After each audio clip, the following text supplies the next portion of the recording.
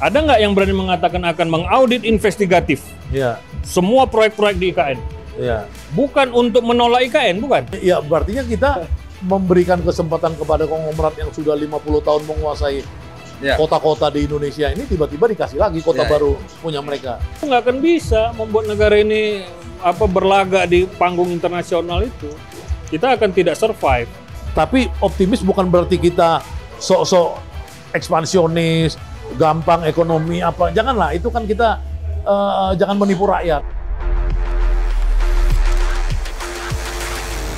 Halo sahabat OMB, obrolan mulai kembali.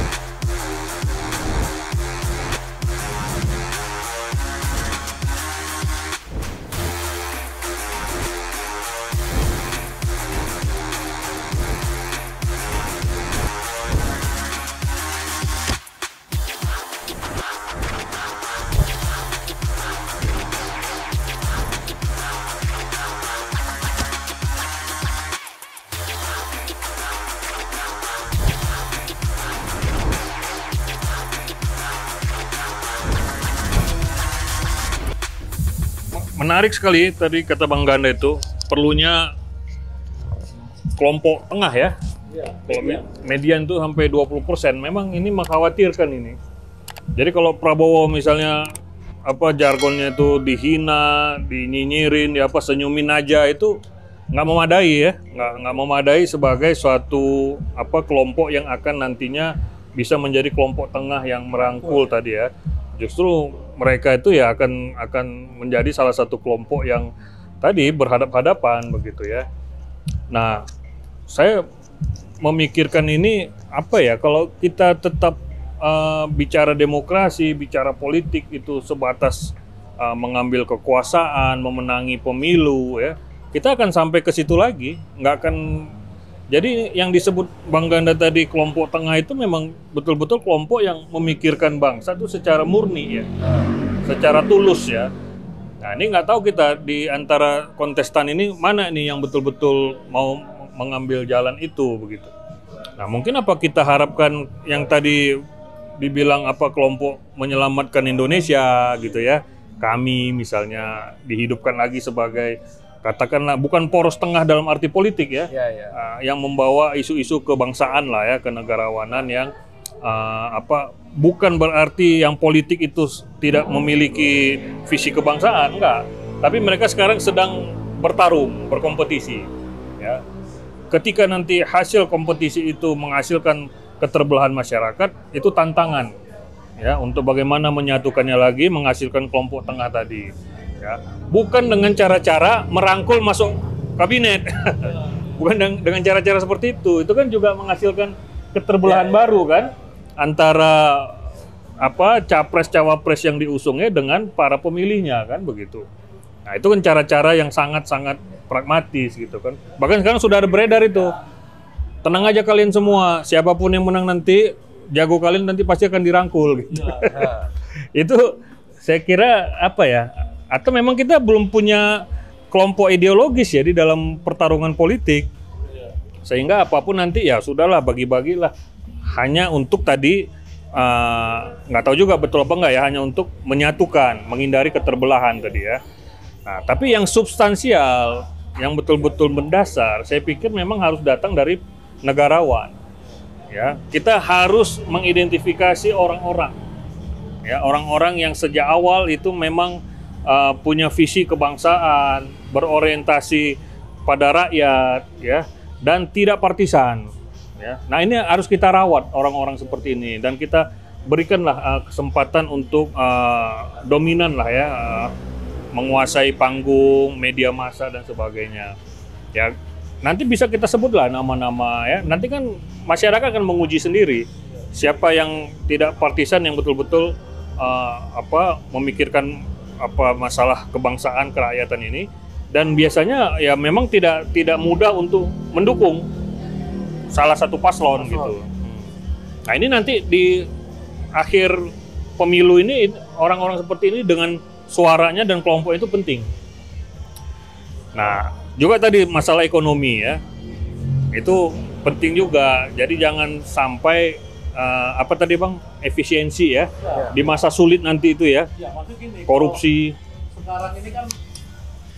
Sekarang ini kan sekitar 50% Hmm. uang-uang infrastruktur itu kan lenyap. Ya, ya. Itu kata Deputi Penindakan KPK, Pahala Nenggolan, itu kan Iya. udah diungkap. Dari riset mereka itu Iya. lenyap. Ya, korupsi itu terlalu banyak. Ya, Iya. jadi itu nggak efisien dong. Nggak efisien ya. Nah, kalau kita mau efisien, ya mungkin dengan uang yang sulit nanti kita anggaran sulit, utang sulit dan lain, kita masih bisa survive. Jadi Iya. dalam teori survival itu harus dipikirkan. Iya. Ya, saat prioritas sama efisien. Efisiensi, ya jangan Iya. misalkan korupsi. Oh, bukan saya, itu anak buah saya. Nggak boleh gitu. Nggak dong. boleh gitu ya. Ya kan, dia iya. nggak, pokoknya korupsi itu ada preemptif. Mau Iya. anak buah juga nggak boleh, itu nggak bisa gitu loh. Iya, iya. Jadi Iya. dari praktek-praktek pembangunan infrastruktur itu kan udah banyak.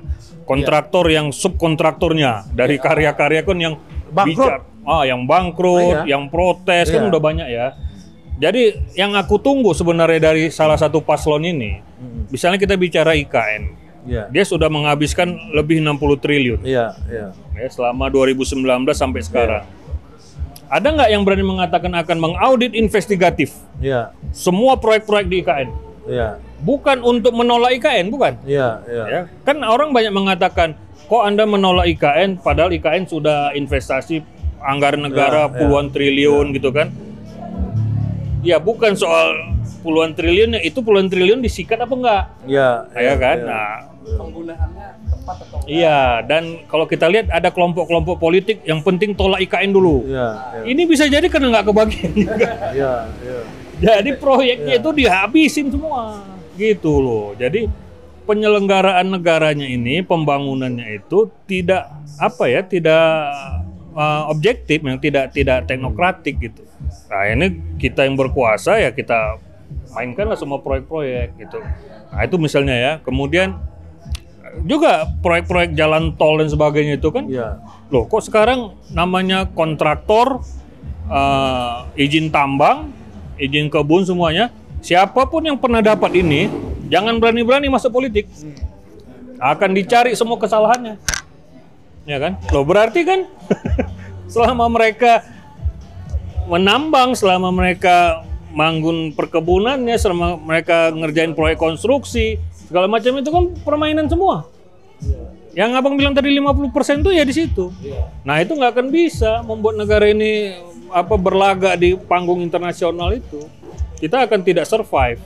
Mau utang lagi tadi sudah semakin sulit gitu kan. Nah, sementara ada program mau menghabiskan berapa? 400 triliun. Hah?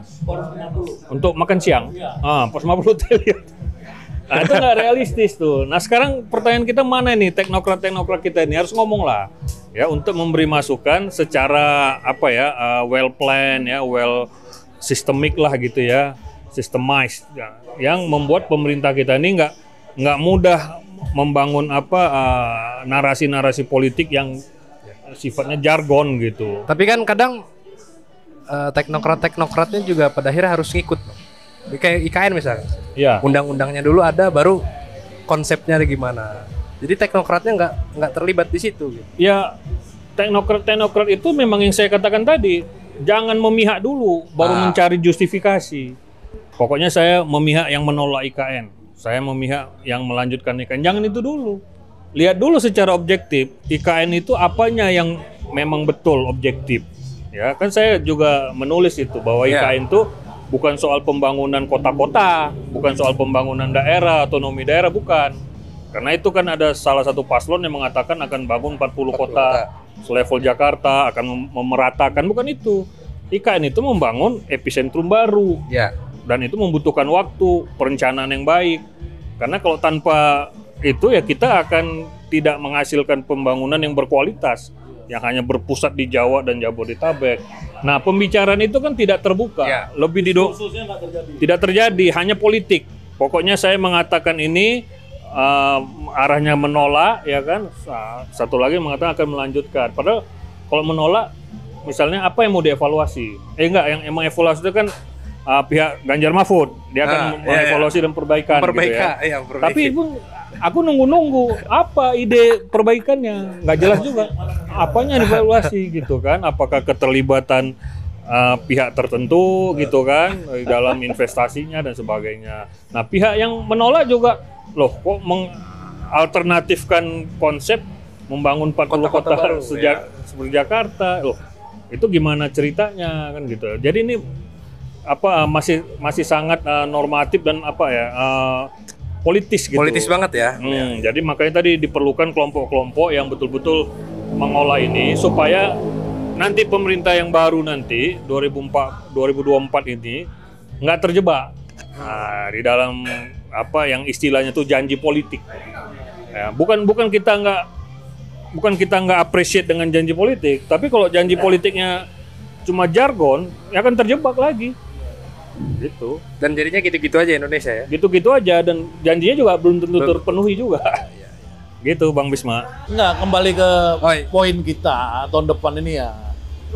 Kita perlu kehati-hatian dalam mengelola tensi konflik horizontal. Perlu manajemen konflik yang baik berarti ya? Ya, yang saya bilang tadi karena kita nggak ada lagi kelompok median itu yang cukup besar ya. Ini bahaya, alarm.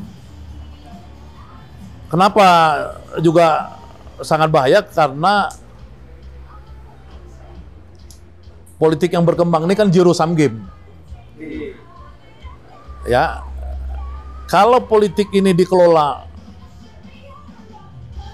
untuk mencari pemimpin secara fair, yang di zaman dulu dikenal sebagai jurdil, jujur, adil, bebas rahasia, maka konflik yang muncul itu ke depan itu tidak begitu menyakitkan. Tapi kalau orang tahu bahwa kekuasaan itu direbut dengan cara-cara yang kasar ya, yang ini itu kalau yang kemarin Mahkamah Konstitusi satu hal ya, yang nggak fair lah ya, yang nggak fair, yang kasar ya, misal kasar tuh nggak etis, nggak etik ya. Itu nanti akan membuat luka. Dan luka itu nanti akan berbahaya untuk isu persatuan di antara yang saya bilang global politik itu sampai ke Indonesia nanti pertarungannya itu. Jadi di kita itu untuk menjaga itu maka pertama di tahun 2024 ya itu seluruh kekuatan-kekuatan yang bisa di median, birokrasi, tentara, polisi itu harus betul-betul menjaga netralitas, independensi dan lain-lain untuk mengantisipasi ASN ya. Dosen-dosen seperti Bung Jehan ini harus menjaga kemungkinan itu. Nanti kalau luka itu nggak bisa. Kalau orang luka kamu nggak bisa bilang oh udah tenang, nggak bisa. Dia luka gitu. Kalau luka dia akan menjadi uncontrollable. Kita nggak bisa kontrol. Jadi itu. Jadi tolong pemilu itu harus jurdil, fair. Dari sekarang diarahkan supaya masyarakat itu bisa melihat, mengontrol secara bersama-sama agar ini terjadi dan kita damai-damai setelah itu. Nah yang kedua, yang soal ekonomi tadi, jangan kita masuk ke ekonomi mercusuar. Sebenarnya saya sama Bung Jehan tadi ini bukan soal IKN pemindahan ibu kota. Dari dulu isu itu ada. Pemindahan ibu kota itu karena kita itu terlalu heavy Jawa. Ya, Jokowi misalkan menjanjikan akan melakukan dalam 10 tahun pemerintahannya itu adalah pembangunan dari pinggir. Tapi itu nggak terjadi kalau kita melihat statistik di BKPM. BKPM itu investasi asing itu tetap mayoritas di Pulau Jawa. Nggak bergeser dari zaman Soeharto. Geser-geser dikit lah. Tapi nggak bergeser. Dia mau menunjukkan ada jalan tol di semua jalan. Tapi secara total itu persentase ya bisa dominannya di Jawa ya. Di Jawa. Nah, jadi sebenarnya nggak terjadi juga Jokowi mau dari pinggiran. Nah, sekarang tiba-tiba mau buat IKN ini yang harus dihitung sebenarnya. Itu apakah kita siap secara finansial ya untuk mengembangkan dalam waktu dekat. Ya. Atau sebenarnya dia bisa dalam waktu yang 15 tahun, 10 tahun, 15 tahun dari sekarang. Disepakati dalam siapapun yang menang nanti, dia mensepakati dalam 15 tahun kita akan pindah ibu kota. Tapi jangan dalam 3 tahun 4 tahun Jokowi. Saya sepakat. Itu kan, Bung Jihan sepakat ya, saya pikir ya. Jadi artinya itu bisa di prolong lah, istilahnya diperpanjang. Karena kita nggak punya uang. Masa kita nggak punya uang, kita mau paksakan ke sana. Kalau nanti misalkan di sana dikuasai oleh konglomerat, untuk apa? Kan kita mau ibu kota itu kan bukan punya konglomerat, ibu kota itu punya publik. Publik itu Dan dari tujuannya uang untuk rakyat. pemerataan kan? Hah? Tujuannya untuk pemerataan. Pemerataan. Jadi kalau Kalau- tanah-tanahnya semua dikuasai Ya, konglomerat, sama aja, Bo. ini ya berartinya kita memberikan kesempatan kepada konglomerat yang sudah 50 tahun menguasai Ya. kota-kota di Indonesia ini, tiba-tiba dikasih lagi kota Ya, baru punya mereka. Jangan dong, kan gitu ya. Jadi mau pemerataan. Nah itu jadi yang politik begitu tadi, yang ekonomi begitu. Nah, ya yang terakhir ini, yang penting bagaimana bangsa Indonesia ini ya bersiap-siap untuk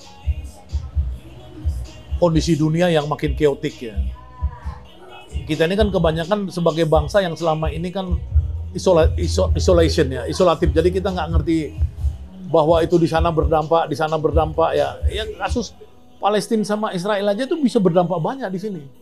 Karena Indonesia sebagai mayoritas Islam misalkan di sini, itu bisa mengakibatkan adanya satu gerakan kultural yang dahsyat di sini dari orang-orang yang nggak suka orang Palestina dibunuh berhari-hari di Palestina sana oleh Israel, misalnya seperti itu. Jadi kita harus melihat itu bukan dengan pendekatan selama ini pendekatan security, oh nanti ada teroris nanti gara-gara di sana. Jangan, ini pendekatannya jangan gitu. Pendekatannya ini bagaimana kita menjelaskan kepada mereka bahwa ini memang kita perlu solidaritas internasional yang terkelola, ya.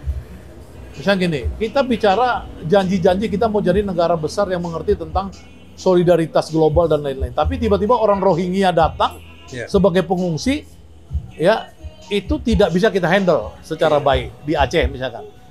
Ya. Nah, apalagi kalau kita bicara nanti kita mau ngurusin Islam secara internasional Palestina atau secara humanity orang-orang Ukraina misalkan yang pengen mengungsi di Bali kan kan banyak sekali udah orang Ukraina misalnya. Ini bagaimana cara kita sebagai bangsa besar itu masuk kepada isu-isu internasional humanism. Jadi kita tuh jangan lagi seperti orang yang saya gini, saya bilang sama teman saya orang Aceh kemarin ya, dia intelektual orang Aceh, saya bilang tolong kamu mengerti, waktu saya tinggal di Belanda, orang Aceh itu banyak tinggal di Belanda sebagai pengungsi. Ya, jadi bukan hanya di Skandinavia, di Swedia dan negara-negara Eropa lainnya, tapi juga di Belanda. Ya. Nah, bagaimana kalau orang Aceh di sana diusir, orang Aceh di sana dianiaya, kan sedih kan? Nah, kita harus berpikir timbal balik gitu sebagai masyarakat dunia.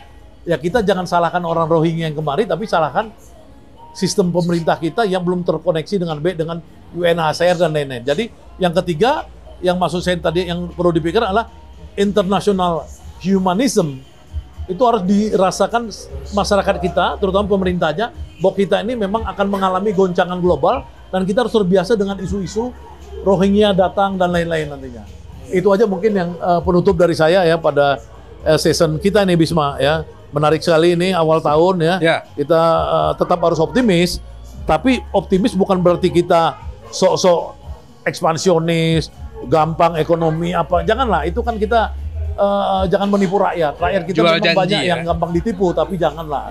Kasihan dong masa nipu rakyat sendiri. Kita tahu bahwa ini zaman sulit ya kita ajak rakyat kita untuk masuk ke masa yang sulit. Terima kasih. Oke. Kemudian mungkin Sedikit lagi. Bang Jihan mau nambahin? Karena tadi disinggung IKN tadi, menarik itu.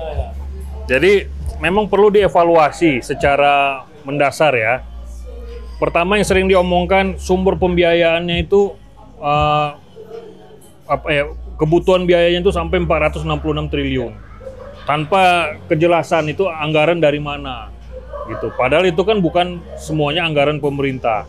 Lalu dibuatlah semacam skenario opportunity loss untuk lebih baik untuk pendidikan 66 triliun, lebih baik untuk mengatasi stunting. Padahal 466 triliun itu adalah satu perkiraan pembiayaan yang keliru. Masa pembangunan swasta dihitung sebagai pembiayaan? Swasta mau bangun gedung, mau bangun mall, mau bangun apa, itu nggak dihitung pembiayaan. Pembiayaan itu oleh negara. Kalau sekarang aja kita hitung misalnya, berapa anggaran yang sudah dikeluarkan untuk membangun Jakarta yang hampir 500 tahun ini, ya, berjuta-juta triliun. Itu juga yang aneh kalau mau buat 40 kota baru selevel Jakarta. Jadi yang namanya pembangunan kota itu adalah akumulasi pembangunan dari berbagai aktor pembangunan dalam kurun waktu yang lama. Ini nggak akan bisa dihitung. Jangankan Jakarta 500 tahun, BSD yang 35 tahun aja itu mungkin sudah beribu-ribu triliun investasi yang ada di sana. Bukan begitu cara menghitung pembangunan kota. Tapi ketika pemerintah memberikan satu pembiayaan, anggaran, modal, ya, siapa yang mengelolanya? Dia harus bukan sekedar kayak PUPR sekarang, proyek-proyek konstruksi habis dibangun dia tinggal, nggak boleh. Harus ada otorita. Itulah otorita IKN yang bertanggung jawab. Ya, dia sekarang misalnya pembiayaan sudah 60 triliun. Dia harus bertanggung jawab. Capital gain yang lo hasilkan dari 60 triliun itu apa? Lo sudah menghasilkan aset negara dari anggaran menjadi kota bernilai 60 triliun atau lebih apa tidak? Kalau justru nilainya masih di bawah 60 triliun, stop anggaran. Pemerintah nggak kasih lagi. Jadi ibaratnya ini si otorita ini ibarat developer. Nama IKN itu kan development, bukan construction gitu loh. Nah ini kan tidak ada. Sementara otorita IKN belum difungsikan. Udah 2 tahun loh. Nah kalau menurut saya begitu dia dibentuk langsung serahkan semua. Di dia. Semua proyek-proyek konstruksi itu dia yang jalankan. Kalau perlu SDM-nya dari PUPR serahkan ke dia, perhubungan serahkan ke dia, tapi diminta tanggung jawab. Oke. Seperti bonekanya PUPR aja ya. Iya, jadi balai-balai kontraktor-kontraktornya ya main semua kan sana. Makanya tadi 50% ya kan. Nah, nanti itu harus dievaluasi. Jadi kalau tadi kan aku udah ngasih usul audit investigatif nih. Nah, yang kedua evaluasi otorita IKN. Kalau 2 tahun ini kerjanya cuma buat brosur-brosur, buat FGD aja nggak ada gunanya. Bukan otorita namanya. Kan gitu. Nah, sementara tiba-tiba Menteri PU bilang belum ada investasi di IKN. Ya betul, karena baru dia yang menjalankan. Tapi seharusnya IKN itu ditagih oleh Menteri Keuangan lah, Menko Perekonomian lah. Lu capital gain lu udah berapa? Kalau developer aja, ini owner dengan CEO, itu CEO itu ditanya, Pak, saya bangun gerbang ini, kita punya 100 hektar, kita bangun gerbang di sini, kita buat spine, ya, membelah kawasan, ini nilai lahannya udah naik Pak.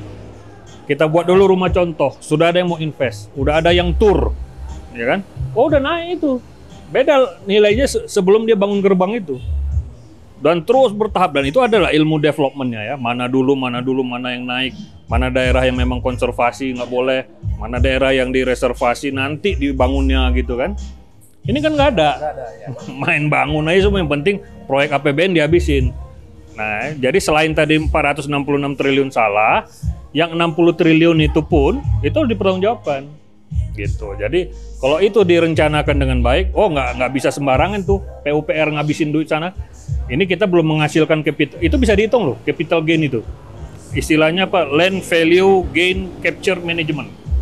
Jadi mengelola bagaimana menangkap kenaikan nilai kawasan itu. Itu ada ilmunya memang, ilmu developer itu ilmunya di situ dia. Nah itu harus diterapkan walaupun ini proyek pemerintah, itu istilahnya public developer. Jadi otorita IKN itu jadi public developer. Jadi nggak bisa hanya ditanya berapa sudah dihabiskan, baru sekian triliun. Kita akan menghabiskan APBN sampai 500 triliun, ini baru 60 triliun, enak banget gitu. Gitu Bang.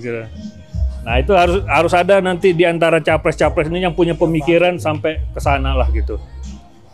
Ya daripada sekarang misalnya menghabiskan lagi juga ada becak kayu, elevated tol, KCIC, apalagi tuh LRT. Siapa yang menikmati semua itu antara Jakarta sama Bekasi itu? Ya Mekarta lah, yang Bekasi lah, yang apa semua kawasan industri. Secara indeks logistik hancur terus. Hancur. Habis kita punya anggaran. Oke. Bang Ganda dan Bang Jehan, makasih banyak atas obrolan santai malam ininya ya. Sama-sama. Menarik sekali, banyak yang mungkin bisa jadi pelajaran buat publik ya. Dan harapannya ya publik bisa belajar, dan juga tadi kalau dari Bang Jehan, capres-capres bisa bahas hal-hal yang lebih substansial.